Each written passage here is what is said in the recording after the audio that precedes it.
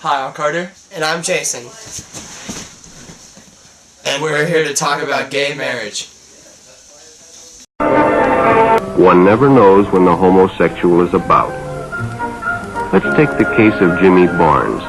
Jimmy played baseball all afternoon, and he didn't feel like walking home, so he decided to thumb a ride.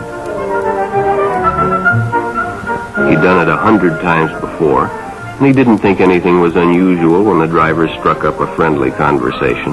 What Jimmy didn't know was that Ralph was sick, a sickness that was not visible like smallpox, but no less dangerous and contagious, a sickness of the mind.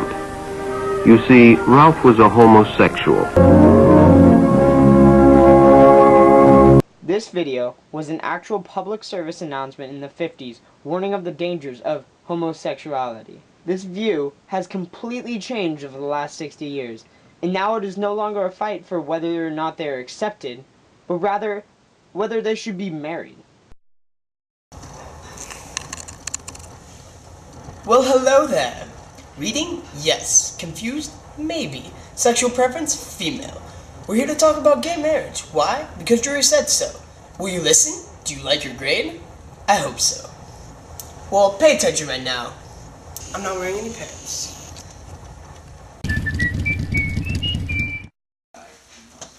Many gays feel that their constitutional rights are being infringed on by not being allowed to get married. They want their right to their pursuit of happiness.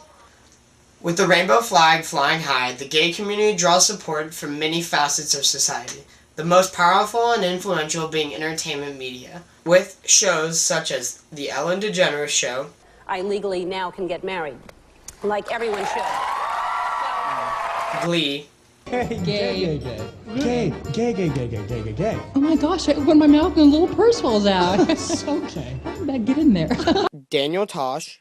That's why I get so upset when people are like, God hates gays. God doesn't hate gay people. He's just upset because they found a loophole in his system. Wouldn't that upset you if you came up with a great punishment and they're like, oh, we're just going to sleep with each other? Yeah, it's a lot easier than listening to that. Listen. And Modern Family. Excuse me, can you throw that ball? Can I throw a ball? You don't think I can throw a ball? No. What he said. No, apparently this gentleman doesn't think I can throw a ball. Well, that's not what he said. You don't think I can throw a ball? Well, let's find out. Ah! Oh, God, he looks old. Oh, sorry. Hands. Sorry. Promoting gay culture. Marriage has an evolving definition and has served many purposes, perhaps the least of which is the formalism of a couple's love, and has traditionally been property transactions or arrangements to advance social standing often made by heads of families and not couples. So why is marriage now a legal contract forbidden to gays? Why? In the federal court of law, civil unions are not legally recognized. This means that same-sex couples do not receive the benefits of a couple who is legally married, such as tax benefits and the ability to visit one another in a hospital. These ungranted privileges are the main reasons gays desire equality through marriage. This fight for equality reached a breaking point in 2008 when a ban on same-sex marriage was added to the ballot for Californians to vote on. Prop 8, the official proposition to legalize same-sex marriage, was passed in May of 2008, and almost immediately there was controversy on whether or not this was something that the American people as a whole wanted. First for a rally and then for a march through downtown Los Angeles. They're saying that, yes, they lost Proposition 8, but the silver lining they're hoping is that the galvanization of this community is seemingly taking hold. In November of that same year, this proposition was put back up to the polls. This time it was voted down. To many couples planning on getting married's dismay, 52.3% voted against Prop 8, and only 47.7% voted for it. As a state, the 2010 census reports the majority of California citizens believe that gay marriage should be disallowed because it weakens the institution of marriage. To the majority of Californians, this is the view of the gay population. Let me show you something. Does that look right to you?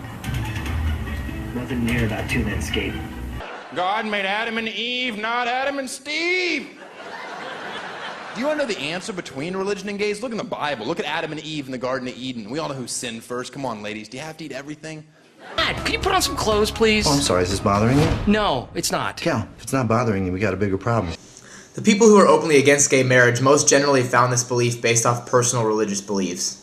These religious people don't want to legalize something like homosexuality, which according to the Bible is deemed sinful. According to Michael Voris, a very popular reverend on the Catholic TV show The Vortex, homosexuals cannot be married because it is impossible by nature. What societies and religions and governments call marriage is actually something that flows from our very human natures. It is a relationship that we apply the word marriage to. And what is the central aspect of the relationship? Sexual union that brings about the next generation. And perhaps the loudest talking point of all, none of these unions are begetting the next generation, and that should be the state's primary concern. The Bible backs Michael Voris' statements. And in fact, in 1 Corinthians, he states that homosexuals don't even enter the kingdom of heaven. As a result of their homosexuality, they can no longer see the error in what they are doing. Without an awareness of their sinfulness, there will be no repentance and trusting Jesus.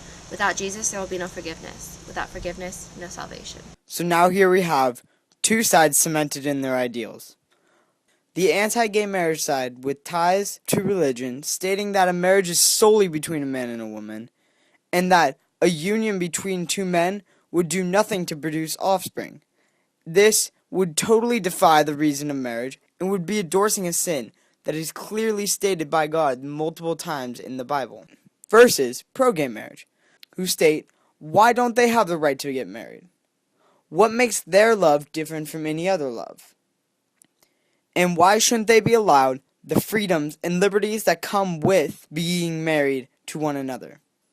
And all they want is equality, like the Constitution says they should have. This is exactly what the pro-gay marriage side is trying to point out.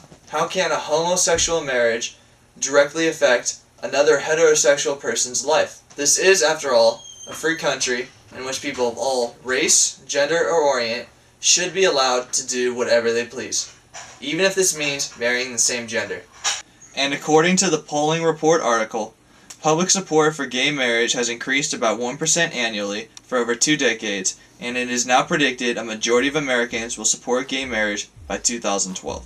And with this majority of Americans supporting gay marriage, the relegalization of gay marriage is bound to be placed back on the California ballot in the near future. Come on. I've been so lonely, girl, I've been so sad and down. Couldn't understand why haters joked around. I wanted to be free with other creatures like me, and now I got my wish. Cause I know that I'm a gay fish, gay fish, yo. Mother gay fish, I'm a fish, yo. Going on a gay fish, it's alright, girl. Making love to other gay fish, all those lonely nights at the grocery store, in the frozen fish aisle, feeling like cause I wasn't being true, even though everyone said that I had to make a switch. Gay fish, now I know that I'm a gay fish, gay fish, yo. Mother